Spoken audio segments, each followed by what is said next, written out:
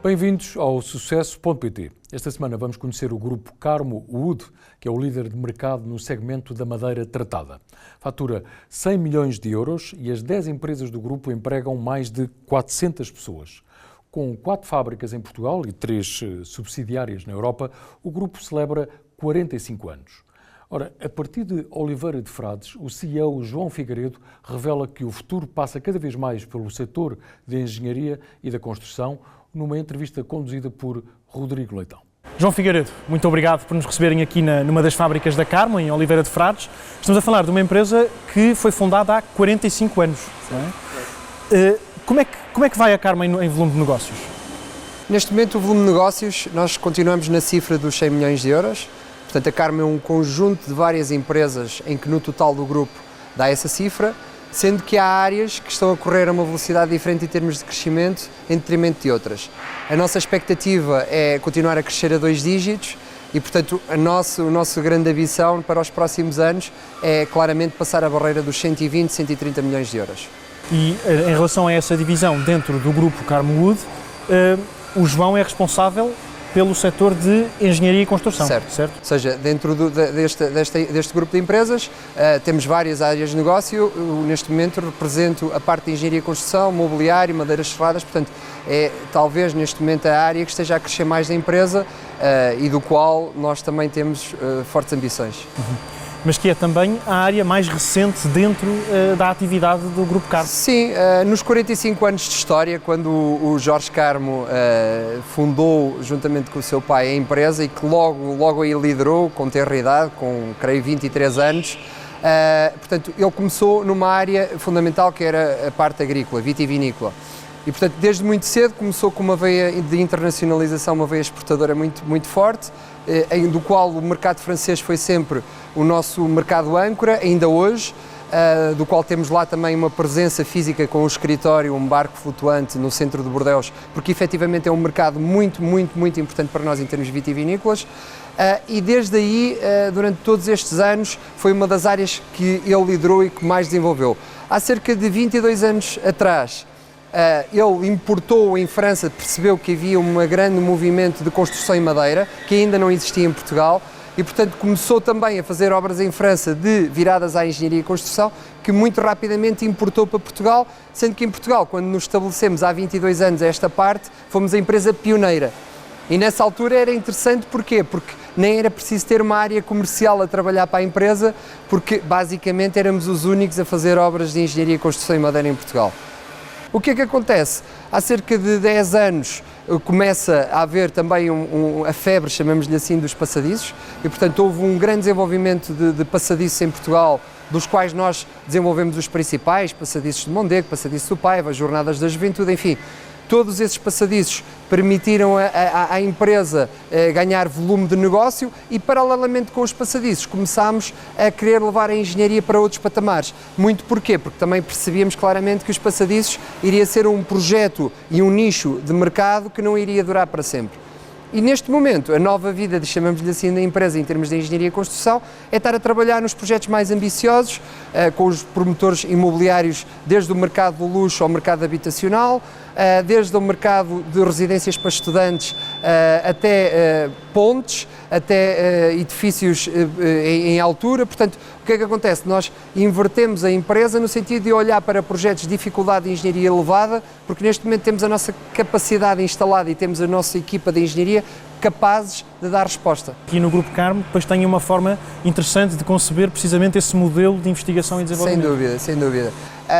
Nós temos uma filosofia interna que diz que para se criar seja o que for, é preciso, pelo menos em madeira, é preciso madeira, matéria-prima, martelo, e nós no martelo podemos associar e fazer uma analogia a ferramentas, sejam elas informáticas, seja ela o que for, e a pessoa, não é? E portanto a equipa. E portanto, pegando nestes 3 fatores, o que nós pensámos foi, ok, nós temos as nossas cadeias de abastecimento logístico estabelecidas, nós compramos muita madeira em toda a parte do mundo e portanto temos uma chegada de matéria-prima que nos permite abraçar qualquer projeto, de qualquer dimensão, e aí estamos ok.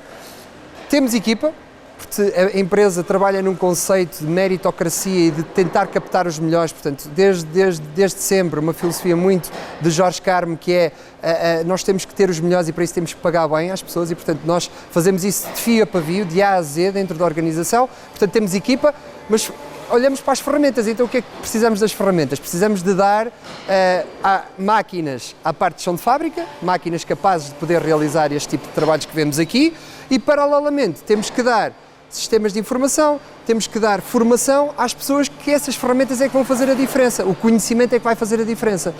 Então nós criámos um conceito de Carmo Academy. Esse conceito de Carmo Academy é como se fosse uma escola dentro da Carmo que funciona para os dois lados, funciona para o chão de fábrica e funciona para a parte técnica. A nível de chão de fábrica nós criámos um conceito de escola de carpinteiros. Nós trabalhamos a madeira, portanto, naturalmente as pessoas que trabalham connosco são maioritariamente carpinteiros. E hoje em dia é mais fácil encontrar um médico do que encontrar um carpinteiro. Portanto, uma das coisas que nós tivemos obrigatoriamente que fazer foi captar pessoas e formá-las em termos de carpintaria. Foi isso que fizemos.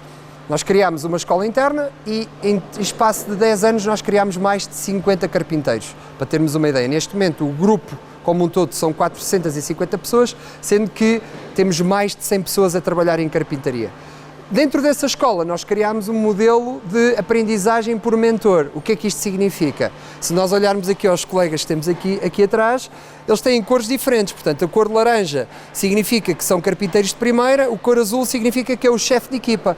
E criámos estes pequenos grupos de equipa para quê? Para que a informação fosse passando sempre dos chefes para os carpinteiros e criámos isto em vários escalões e, portanto, eles sabem que existe aqui um projeto de base em que se subirem de escalão os vencimentos e as suas regalias também aumentam.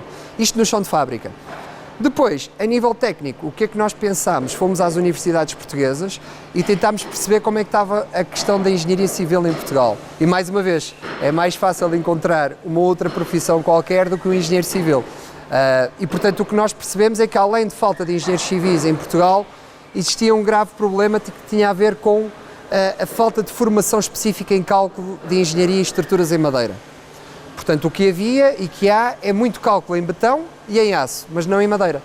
E, portanto, nós percebemos claramente que esta lacuna tinha que ser preenchida e definimos, então, criar uma estratégia de parceria com as 3 melhores universidades que consideramos na Europa, para poder colocar os nossos engenheiros a ter cursos nessas mesmas universidades. Essas universidades foi a Universidade de Trento, Itália, a Universidade de Graz, na Áustria e Innsbruck. E, basicamente, temos uma parceria de 5 anos em que todos os anos enviamos engenheiros a ter aulas com professores e com pessoas da área e que nos permite depois importar todo esse conhecimento e conseguirmos estar ao nível de projeto e cálculo capazes de dar resposta às dúvidas dos arquitetos, às dúvidas do promotor imobiliário, às dúvidas das empresas de construção e às dúvidas do cliente final, que na verdade tem muita dúvida ainda sobre o que é a construção em madeira. Eu ia lhe perguntar precisamente sobre isso. Portanto, sobretudo no caso da Escandinávia, a construção em madeira já é um dado comum, é mais que frequente. E como notava, em Portugal ainda estamos alguma reticência ainda em relação à construção em madeira. Sem dúvida. Essa parte é fundamental nós percebermos que tem que se quebrar mitos na construção em madeira, quebrar mitos. E, portanto, quando se fala em construção em madeira, há sempre muita dúvida. Se nós falarmos exatamente nos países nórdicos, se calhar 80% das habitações são todas em madeira e quando vamos ver os índices de qualidade habitacional, eles são dos melhores países do mundo. Porquê? Porque a madeira transmite conforto, capacidade térmica, luz solar e, portanto, é todo um conjunto que os países nórdicos estão a aproveitar e que nós ainda não estamos a aproveitar. Porquê que não estamos a aproveitar? Porque lá está, há os mitos e esses mitos têm que ser quebrados. Existem 3 grandes mitos, digamos assim, na parte quando se fala em madeira, como um todo, que é a questão da resistência, a questão da durabilidade e a questão do fogo. Portanto, são estes 3 grandes mitos que faz com que o cliente final tenha medo em comprar uma casa em madeira ou tenha medo de fazer um investimento em madeira. Todos esses mitos hoje em dia estão quebrados. Indo por pontos, a parte da resistência. O que é que acontece? Ao longo dos últimos 40 anos têm sido desenvolvidos exatamente nestes sítios, na Áustria, na Alemanha, produtos capazes de construir edifícios de 16 andares, portanto, edifícios de uma dimensão como o Pavilhão Atlântico, que toda a gente já deve ter visitado, ou quase toda a gente já visitou, que é uma estrutura massiva em madeira e que alberga milhares de pessoas a assistir a um concerto e, portanto, a resistência já não é um problema. Porquê? Porque há tecnologia que permite fazer vigas de 12, 14 metros de comprimento. Vemos isso nas piscinas municipais, em todo o lado, e portanto, esse mito está quebrado há muitos anos. Depois há o segundo mito, que é o mito, digamos assim, da durabilidade. E da durabilidade há uma coisa muito, muito simples de se explicar. Basicamente, se nós procurarmos um edifício em betão com mais de 200 anos, ou mais de 300 anos, eu creio que vamos encontrar se calhar nenhum, ou muito poucos. Mas se procurarmos edifícios em madeira, vamos encontrar edifícios com mais de 800 anos. E portanto, a pergunta que se faz hoje em dia é: mas nós, quando estamos a construir o edifício, estamos a pensar para daqui a 500 anos o que é que querem fazer com esse edifício, ou estamos a pensar na geração seguinte? E na verdade nós estamos a pensar na geração seguinte, não estamos a pensar mais do que isso, e portanto a madeira encaixa perfeitamente para uma estrutura há 100 anos ou a 150 anos, o que é mais do que suficiente para a arquitetura viva. E por isso esse mito também é uma questão de intemporal que tem que ser quebrado. E depois existe a questão do fogo, e a questão do fogo eu costumo usar um exemplo que aprendi com um cliente americano, que por acaso foi uma história interessante, que é nos Estados Unidos os bombeiros, eles sofrem grandes incêndios, como sabemos, e os bombeiros são altamente profissionais e são dos melhores bombeiros, considerados dos melhores bombeiros do mundo em termos de técnicas e de estudo do incêndio e do fogo. E eu soube que eles, quando há um fogo num edifício estrutural, num shopping ou seja onde for, eles estão preparados antes de entrar no edifício para perceber se o edifício é de madeira ou é de aço. E a verdade é que se o edifício for de madeira, eles entram. Se o edifício for de aço, eles não entram, por uma razão muito simples. É que a madeira está projetada para ter uma resistência ao fogo até 90 minutos, ou seja, antes do colapso, antes do incêndio começar, ou quando o incêndio começa, tem 90 minutos para entrar e sair. E depois, a partir daí, é que há o colapso. Porque a própria chama cria o carvão, e o carvão é protetor da camada seguinte que pode arder. Do lado do aço isso já não acontece. Porquê? Porque o aço atinge temperaturas muito elevadas de condutividade térmica e, portanto, é muito mais instável e pode colapsar a qualquer momento. E, portanto, ou seja, nós temos estes mitos em Portugal porque, na verdade, há uma falta de informação e a informação que se pratica é muito pobre. Voltaremos à habitação daqui por um bocadinho, mas pegando até no último mito de que falou, a questão do fogo. Nós estamos aqui em Oliveira de Frades, num armazém, uma fábrica, que em 2017 ardeu. Certo. Não é? Perderam. E, no entanto, cá estamos nós, não é? Como é que se conduziu esse processo? O que é que mudaram ou adaptaram depois e aprenderam depois dessa experiência em 2017? O evento de 2017 eu acho que marcou-nos a nós, mas eu acho que marcou Portugal inteiro. Foram 2 eventos, um seguido quase do outro, morreram muitas pessoas, do qual ainda hoje se lamenta, principalmente nestas áreas, porque efetivamente existem pessoas familiares, pessoas conhecidas que perderam as suas vidas nesses eventos trágicos. E o que é que nós aprendemos? Primeiro aprendemos que é difícil controlar um evento como este. Só em Oliveira de Frades arderam, creio que foram 30 fábricas e, portanto, era impossível de parar. Não havia forma, não havia recursos, não havia sequer forma de planear o combate a um incêndio desta dimensão. E, portanto, dentro daquilo que aconteceu, nós ficámos completamente arrasados, ficámos em cinza e definimos, o nosso CEO, agora Chairman, Jorge Carmo, teve uma famosa reunião em Lisboa em que reuniu todos os diretores e sentados à mesa, cerca de 40 pessoas, ele disse uma coisa que impactou, que foi: vamos falar 1 minuto sobre o incêndio, chorar e lamentar-nos, e o resto da reunião estamos proibidos de falar sobre o incêndio e vamos falar sobre a nova vida da Carmo. E foi isso. Portanto, nós arregaçámos as mangas, juntámos tudo aquilo que era o nosso conhecimento, os nossos fornecedores, os nossos clientes, explicámos a situação, explicámos que precisávamos de tempo para poder reagir e planeámos inaugurar a fábrica logo passado 1 ano. E foi antes disso. Portanto, passado 10 meses nós já tínhamos tudo reconstruído, algumas das máquinas não estavam ainda, não tinham chegado, porque há máquinas que demoram o seu tempo a chegar, mas com outras máquinas de substituição já estávamos a fazer o trabalho e inaugurámos logo creio que em setembro do ano seguinte, em que não despedimos ninguém, muito pelo contrário, contratámos mais pessoas e criámos uma energia de grupo que realmente fica até aos dias de hoje. E eu lembro-me que, além do incêndio, porque fala-se do incêndio, mas depois não se fala dos invernos rigorosos que existem em Oliveira de Frades. E eu recordo-me que quando nós estávamos num processo de reconstrução da fábrica, em janeiro, nós não tínhamos telha, ou seja, não tínhamos teto, nós estávamos a trabalhar à chuva, ao vento, e estávamos a trabalhar a 3 turnos para compensar as encomendas que estavam em atraso.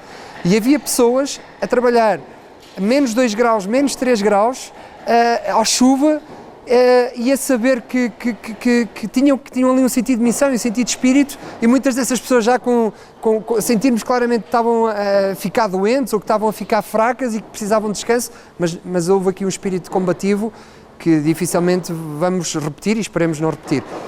Obviamente que ao reconstruir fizemos o que já tínhamos antes, e depois, mais à frente, passado 2 anos, fizemos um investimento de CAPEX para a ampliação das instalações. Neste momento, das 4 fábricas que o grupo tem, esta de Oliveira de Frades é a maior, conta com cerca de 20 hectares, ou seja, equivalente a 20 campos de futebol, e que neste momento já estamos a entrar numa terceira via de CAPEX, de investimento, em que compramos mais 5 hectares e que queremos ainda ampliar para criar uma nova fábrica dentro de pouco tempo, só pensado e só virado para a construção modular. Ainda antes de passarmos para a construção modular, porque é um tema muito recente e eventualmente uma tendência mesmo, a propósito da internacionalização, a Carmo tem, como já mencionou, subsidiárias em Espanha e em França, exporta para mais de 40 países, é um volume de exportação de 40% dentro da faturação total da empresa. Tanto em Espanha como em França, têm produção própria? Têm lá alguma unidade industrial? Não, ou seja, nós neste momento as produções concentram-se, as 4 fábricas concentram-se todas em Portugal. E há intenção desse sentido? De começar a ter produção fora de Portugal? Nós no nosso plano de crescimento e plano estratégico a longo prazo temos algumas aquisições que podemos pensar em vir a fazer, sobretudo no norte da Europa e sobretudo em Espanha, porque são mercados estratégicos. Sendo que a produção está toda concentrada cá, depois temos escritórios subsidiárias com equipas, neste caso ou equipas espanholas ou equipas francesas, a trabalhar nos nossos escritórios nos outros países. Porque eu conto sempre, ou pelo menos vem-me à cabeça esta história, que é o pinho português, outrora, nos descobrimentos, construiu as caravelas e, portanto, foi graças ao pinho que nós conseguimos colocar-nos no Japão, em Timor-Leste, no Brasil, e, portanto, o pinho conta uma história. E hoje ver a Carmo a conseguir também pegar no seu pinho, fazer valor acrescentado, seja em imobiliário, cadeiras como temos aqui, seja em estacas para vinha, ou seja em casas, e conseguirmos colocar esses produtos em mais de 43 países, para nós é um motivo de orgulho, porque o pinho não perdeu a essência da internacionalização, digamos assim. E é interessante até nos mercados onde nós conseguimos entrar, o mercado do Chile, o mercado da China, ou seja, nós podemos nos orgulhar de dizer que somos das poucas empresas que conseguem vender na China, porque normalmente acontece o inverso, e portanto nós sempre tivemos essa veia muito a pensar no internacional, uma empresa global, uma empresa que pensa sempre qual é o próximo país em que nós podemos entrar, e temos uma equipa vasta comercial, nós temos uma equipa com mais de 40 comerciais na rua, sempre à procura de novas oportunidades de negócio e sobretudo oportunidades num caráter internacional. E isto também encastra nos números, que falou há pouco, e encastra também na dimensão da própria empresa, porque repare-se uma coisa, eu costumo dizer que os empresários em Portugal são efetivamente os heróis.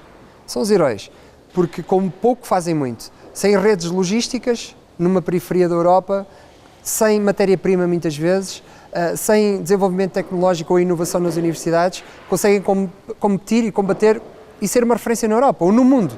Temos muitos casos de sucesso que vocês próprios estão a entrevistar. E a Carmo inclui-se nesse caso, e eu explico porquê. Porque é muito difícil fazer uma faturação deste volume sem ter a matéria-prima. Eu costumo até comparar com a indústria do bacalhau, que eu valorizo imenso. Porquê? Porque eles conseguem ser uma referência em todo o mundo, não tendo a matéria-prima. Eles têm que captar a matéria-prima a 3.000 km de Portugal. Estivemos recentemente na Ribeira Alves, precisamente. Exatamente, e portanto, nós é exatamente a mesma coisa. Nós, com as florestas que Portugal tem, não nos permite fazer aquilo que nós fazemos por todo o mundo. E portanto, nós temos que importar muitas vezes a matéria-prima, trabalhar a matéria-prima e depois voltar a exportar a matéria-prima. Enquanto que países como A Polónia, a Letónia, a Alemanha, a Áustria, a Suécia, a Noruega, a Finlândia, são países que têm a matéria-prima. E para eles criar uma empresa como a Carmo seria muito mais fácil. A verdade é esta, é que nós, por exemplo, no setor agrícola, somos claramente a referência na Europa, sem qualquer tipo de dúvida. Portanto, o mercado vitivinícola, cerca de 60% de todo o vinho que se produz na Europa, de uma forma ou de outra, nós temos produtos Carmo. E aquilo que nós achamos é que a nossa tarefa é sempre muito mais difícil que a dos nossos concorrentes. Mesmo assim, não desistimos e queremos fazer exatamente a mesma coisa na engenharia e construção. Nós queremos ser uma referência, queremos ser também líderes a nível europeu. Sabemos que há um longo caminho para o fazer, mas acho que a base e a estratégia está montada para que isso possa acontecer. Vamos passando agora para as rubricas. Na rubrica À Minha Maneira, eu pergunto quem é o João e qual é que é o seu estilo de gestão e de liderança. Bem, eu na verdade, eu não sou da família Carmo, portanto, nós temos uma gestão profissional. Isto também parte muito da filosofia do Jorge Carmo, que ao longo dos anos sempre valorizou muito uma palavra que nós utilizamos muito, que é a meritocracia, ou seja, apostamos muito em pessoas e essas pessoas têm a capacidade de mostrar o que valem e a partir daí há um plano de carreira, há um crescimento interno. Só para termos aqui uma ideia, a nossa direção de operações, todos os nossos diretores têm uma média de 30 anos de idade e, portanto, o que é que significa? Que eles entram muito novos connosco, desenvolvemos os planos de carreira e eles conseguem subir gradualmente e eu sou exemplo vivo disso. Portanto, o meu estilo de gestão, obviamente que tem sido uma aprendizagem, porque eu entrei muito novo na empresa com 26 anos e estou há 8 anos na empresa e, portanto, foi-me dado responsabilidade e à medida dessa responsabilidade foi aumentando, eu tive que absorver com as pessoas mais experientes da casa e da empresa noções de gestão e a forma como se deve gerir. A verdade é que a Carmo, sendo uma empresa, uma grande empresa, que é o conjunto de várias pequenas empresas e com mindsets e com mercados e com clientes muito distintos, também temos nós, dentro da empresa, grupos de trabalho muito distintos, entre os carpinteiros, entre os arquitetos, entre os engenheiros, entre os comerciais. E, portanto, o meu estilo de gestão, respondendo à sua pergunta, eu acho que é um estilo de gestão híbrido. O que é que isto significa? Significa que dentro dos 6 estilos que existem, os chamados 6 estilos, do autocrático, democrático, marcar o ritmo, o coaching, eu tento me adaptar a cada uma do grupo de trabalho porque eu sinto que nós temos que nos adaptar. A liderança tem que se adaptar. A liderança não pode ser uma liderança quer posse e mando. Essa liderança hoje em dia, nos dias de hoje, já não existe ou já não consegue ter os mesmos resultados que tinha no passado. Porque é muito fácil trocar de emprego hoje, o mercado é um mercado aberto, há muita falta de capacidade técnica, muita falta de mão de obra e, portanto, nós temos que saber estar com as nossas pessoas e temos que as saber motivar. Na rubrica Sim Conseguimos, eu pergunto-lhe qual é que foi o maior desafio que já ultrapassou à frente da Carmo.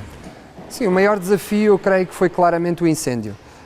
O incêndio trouxe-nos um desafio máximo, que foi chegar, ver as pessoas que trabalhavam connosco desoladas, porque muitas delas também tinham perdido bens próprios e ao mesmo tempo sentirem que podiam perder o emprego e perder o trabalho.